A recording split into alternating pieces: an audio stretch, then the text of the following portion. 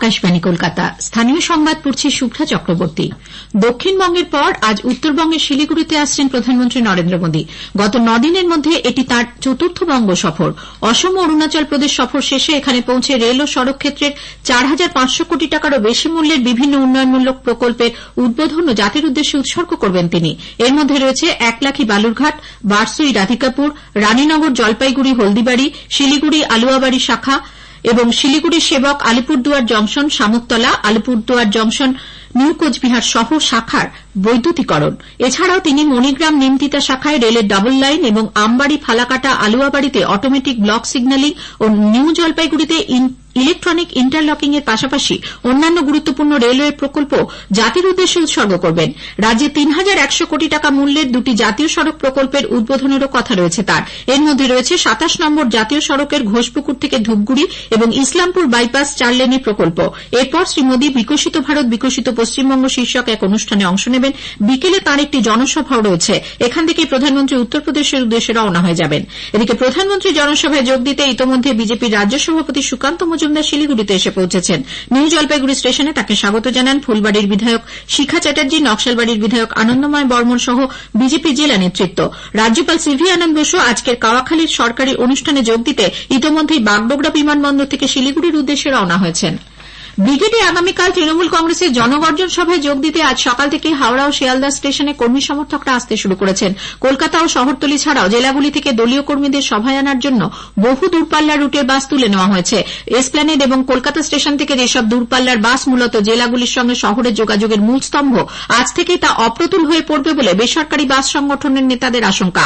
আগামীকালের সমাবেশের কারণে শহরের বিভিন্ন রাস্তায় যান নিয়ন্ত্রণ করা হবে। বিভিন্ন রুটের সরকারি বাস ও অটো কম চলবে। সব মিলিয়ে আগামীকাল কাজে বেরোনো মানুষের ভোগান্তির আশঙ্কা থেকেই যাচ্ছে।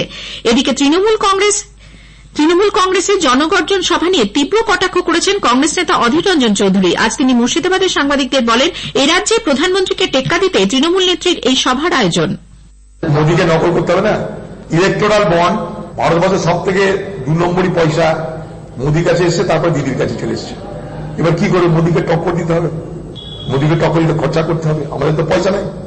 তো দিদির এই তর্জন গর্জন হবে, কিন্তু বর্ষণ আর হবে না। দিদির বাজার খারাপ হয়ে যাচ্ছে। সেই খারাপ বাজারকে ঠিক করতে দিদি আজকে কোটি কোটি টাকা খরচা করছে। খাবার দাবার, বিরিয়ানি, ব্রিগেডে যাওয়ার আগে ভুড়ি ভোজনের ব্যবস্থা আছে, আসতে যেতে যেতে অসুবিধা না হয়, সব রকম ব্যবস্থা আছে। এদিকে কলকাতা হাইকোর্ট আগামীকাল সন্দেশখালীতে বিরোধী দলনেতা শুভেন্দু অধিকারীর সভায় অনুমতি দিয়েছেন। ন্যাজেটের দক্ষিণ আখড়াতলায় সকাল 10টা থেকে 5টার মধ্যে সভা করা যেতে পারে বলে জানানো হয়েছে। অন্যদিকে সন্দেশখালী থানার ওসি বিশ্বজিৎ সাপুরকে গতরাতে বসিরহাট থানায় বদলি করা হয়েছে। তার জায়গায় এসছেন স্পেশাল অপারেশন গ্রুপের সাব ইন্সপেক্টর গোপাল সরকার। বেহালার পর্ণশ্রীতে এক তরুণীকে গণধর্ষণের অভিযোগে পুলিশ এক নাবালক সহ 5 জনকে গ্রেপ্তার করেছে। 5ই মার্চ রাতে এক পার্টি চলাকালীন তারা ওই তরুণীকে মাদক মিশ্রিত পানীয় খাইয়ে ধর্ষণ করে বলে অভিযোগ। ধৃত রথীন্দ্র নায়ক ওরফে শুভ, তমজিৎ সর্দার, দেবজ্যোতি দত্ত এবং সঞ্জয় হালদারকে গতকালই আলিপুর আদালতে তোলা হলে 8ই মার্চ পর্যন্ত পুলিশের হেফাজতে পাঠানো হয়। অভিযুক্ত নাবালককে পাঠানো হয়েছে জুভেনাইল জাস্টিস বোর্ডে। এদিকে এই ঘটনায় শাসক দলের এক কাউন্সিলরের ছেলে জড়িত বলে অভিযোগ উঠেছে। এসএসকেএম হাসপাতালে মেয়েটির ডাক্তারি পরীক্ষাও করা হয়েছে। তাকে গ্রেপ্তারের দাবিতে বিজেপি সিপিআইএম এর পক্ষ থেকে গতকাল পর্ণশ্রী থানার সামনে বিক্ষোভ প্রদর্শন করা হয়। নদিয়ার কৃষ্ণগঞ্জের ভাজনঘাটে একটি রাষ্ট্রায়ত্ত ব্যাংকের এক ম্যানেজারের দেহ উদ্ধার হওয়ায় চাঞ্চল্য ছড়িয়েছে। পীযূষ সিং নামে বছর 39-এর ওই ব্যক্তি উত্তরপ্রদেশের লখনৌ এর বাসিন্দা। গতকাল শারীরিক অসুস্থতার কারণ দেখিয়ে তিনি ছুটি নিয়েছিলেন। এরপরই ভাড়া বাড়ি থেকে তার দেহ উদ্ধার হয়। দেশজুড়ে আজ ধর্মীয় উৎসাহ উদ্দীপনায় মহাশিবরাত্রি পালিত হচ্ছে। ভক্তরা এই উপলক্ষে ভগবান শিবকে অশুভের বিনাশকারী হিসেবে উপাসনা করে থাকেন। সারারাত প্রহরে প্রহরে অনেকেই শিবের মাথায় জল ঢেলে পুজো দেন। এদিকে শিবরাত্রি উপলক্ষে জমজমাট পূর্ব বর্ধমানের কালনা এবং বর্ধমান শহরের নবাবহাটে রয়েছে প্রাচীন দুটি 108 শিব মন্দির। গতকালের পর আজও ভক্তরা আসছেন শিবের মাথায় জল ঢালতে। অন্যদিকে রীতি মেনে শিবরাত্রিতে হরপার্বতীর বিয়ে অনুষ্ঠিত হল পশ্চিম বর্ধমানের পানাগড়ে। শুক্রবার গভীর রাতে মহা ধুমধামে আয়োজিত হয় এই বিয়ের অনুষ্ঠান। এদিকে হাওড়ার বেলুর মঠে শিবরাত্রি উপলক্ষে বহু ভক্ত সমাগম হয়েছে। 4 প্রহরের বিশেষ শিব পূজার প্রথম প্রহরে গতকাল সন্ধ্যারতির পর মন্ত্রপাঠ, আরতি, নৃত্য আদি সম্পন্ন হয়। চতুর্থ প্রহরে ভোর 5টা পর্যন্ত চলে হোমযজ্ঞ।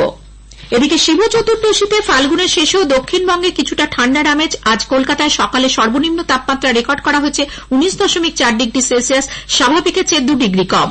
তাপমাত্রার এই ওঠানামায় ঘরে ঘরে জ্বর, সর্দি, কাশি, পেটের গোলমালের মতো সমস্যা দেখা দিচ্ছে। স্থানীয় সংবাদ শেষ হলো।